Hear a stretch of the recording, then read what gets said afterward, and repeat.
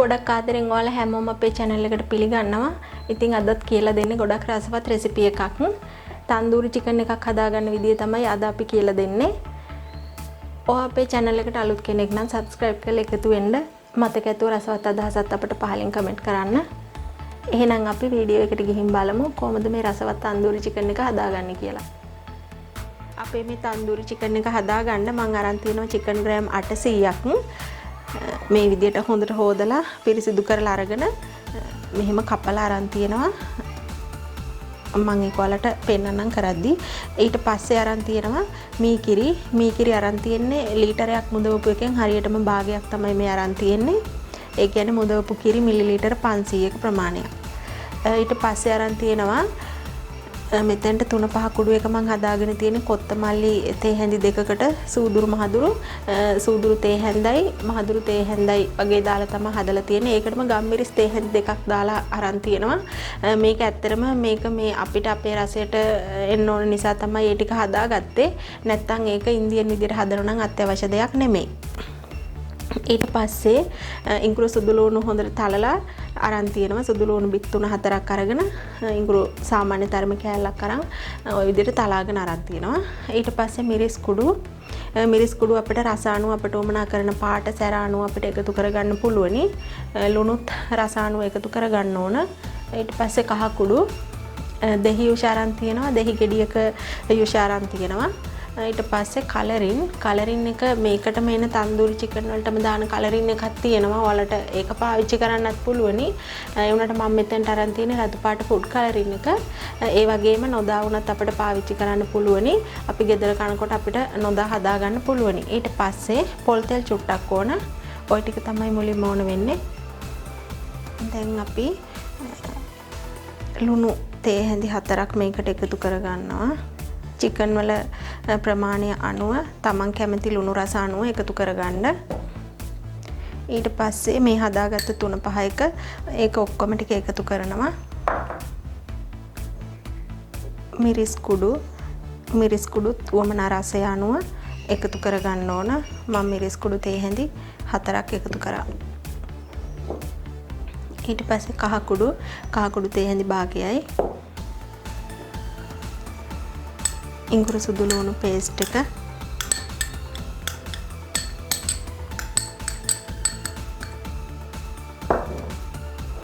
ඊට පස්සේ දෙහි යුෂ ටික. අපි මේ ෆුඩ් කලරින් එක එකතු කරද්දී මහ ගොඩක් එකතු කරන්න එපා. ඒත් එක්ක මේ වගේ වෙන භාජනයකට එකතු කරගෙන තමයි දාන්න ඕනේ. මම මේ විදිහට තේ හැන්දක් අරන් තියෙනවා. ඒ තේ හැන්ද දානවා.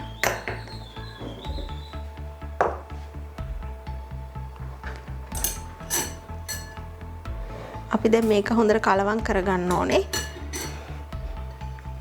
හැන්දකින් උනත් කලවම් කරන්න පුළුවන්, අතිනුත් පුළුවනි. කොහොමත් අතේ ගෑවෙන නිසා මම මුලින්දම අතින් එකතු කරගන්නවා මේ ටික මෙහෙම.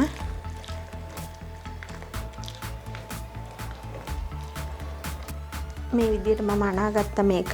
දැන් අපි කරන්න ඕන මේ චිකන් වල මේක හොඳට දවට ගන්න ඕන. එතනදී ඔයාලට පහසු විදිහක් කරන්න පුළුවන්. මේකට චිකන් කෑලි එකතු කරලා කලවම් කරගන්නත් පුළුවන්. එහෙම නැත්නම් මේ අපි හදාගත්ත පේස්ට් එක මේකට එකතු කරලා හදාගන්නත් පුළුවනි. මම මේ විදිහට එක කෑල්ලක් අරගෙන හොඳට මේක ගා ගන්නවා මේකේ. එතනදී කියන්න බැරි වුණ දෙයක් මම මේ විදිහට හොඳට කපලා තමයි තියෙන්නේ. මේ විදිහට හොඳට දෙපැත්තෙම ඉරි ඇඳලා තමයි තියෙන්නේ. අපි මේව ඇතුළටත් මේ අපි හදාගත්ත මිශ්‍රණය යන විදිහට හොඳට තවර ගන්න ඕනේ.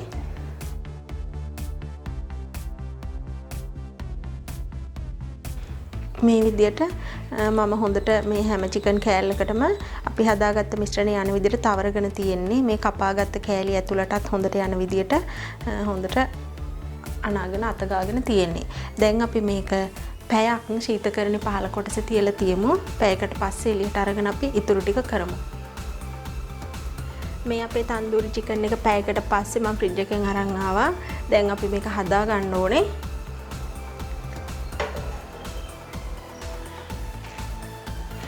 මේ විදිහේ භාජනයක් ලිපේ තියාගත්තා. ඔයාලට පුළුවන් පහසු විදියට පහසු භාජනයක් ගන්න. මේක හොඳට රත් වුණාට පස්සේ අපි තෙල් චුට්ටක් දාගමු. දැන් හොඳට රත් වෙලා තියෙන්නේ.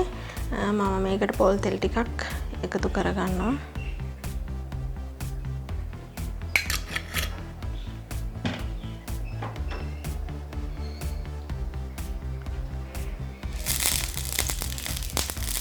භාජනේ හැමතැනම ගෑවෙන විදියට පොල් තෙල් ටික ගාගෙන මේක උඩට තමයි දැන් අපේ චිකන් එක තියාගන්නේ.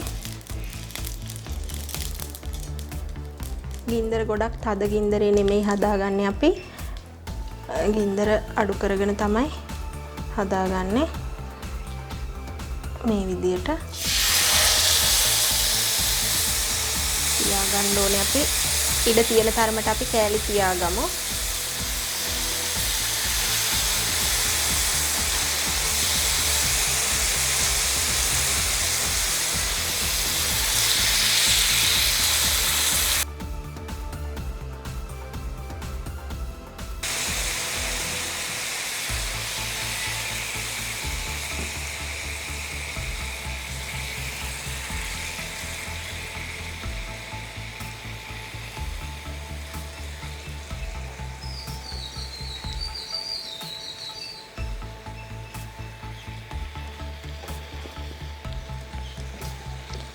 මම මේ විදියට ඔක්කොම චිකන් කෑලි ටික දැන් තියාගෙන තියෙන්නේ.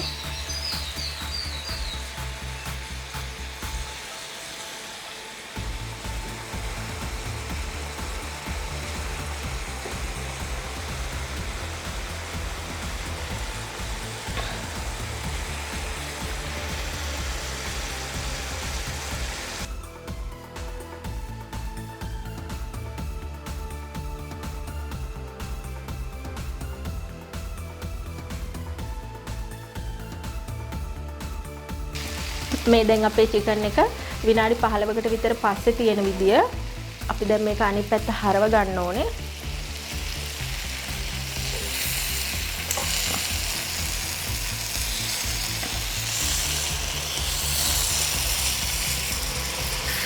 ඔය විදියට අපි අනිත් පැත්තට හරව ගමු.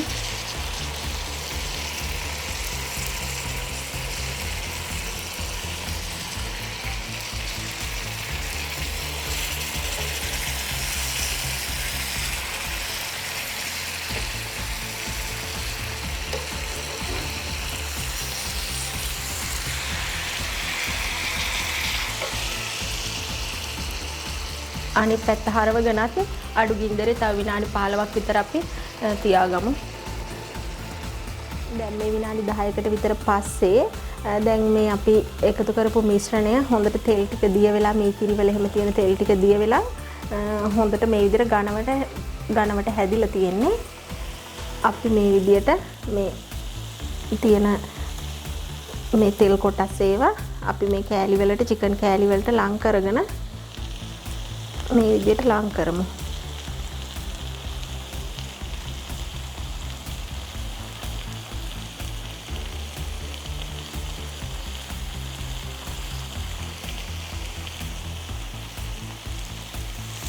ඕගොල්ලන්ට මේක වහගන්න පුළුවන් නම් ඒ කියන්නේ වහලා මේ තියාගන්න පුළුවන් නම් ඒත් ගැටලුවක් නැහැ. එතකොට මේ තරම් වෙලාව යන්නේ නැහැ, ඉක්මනට පුළුවනි. ගින්දර වැඩි කරගෙන අපිට උයා ගන්න පුළුවන් වහගත්තාම. මම මේක වහන්න නැතුව තමයි අද හදාගත්තේ. දැන් මම මේ විදියට එහා මෙහා පෙරලගෙන හොඳට මේක පුච්චගෙන තියෙන්නේ. විනාඩි 45ක් විතර ගියා මට මේ ටික ඔක්කොම හදාගන්න. මම දැන් ලිප ඕෆ් කරගන්නවා. ඊට පස්සේ අපි තව චූටි වැඩක් තියෙනවා කරන්න. මේ විදියට වෙනත් භාජනයකට මේක අයින් කරගන්න ඕනේ.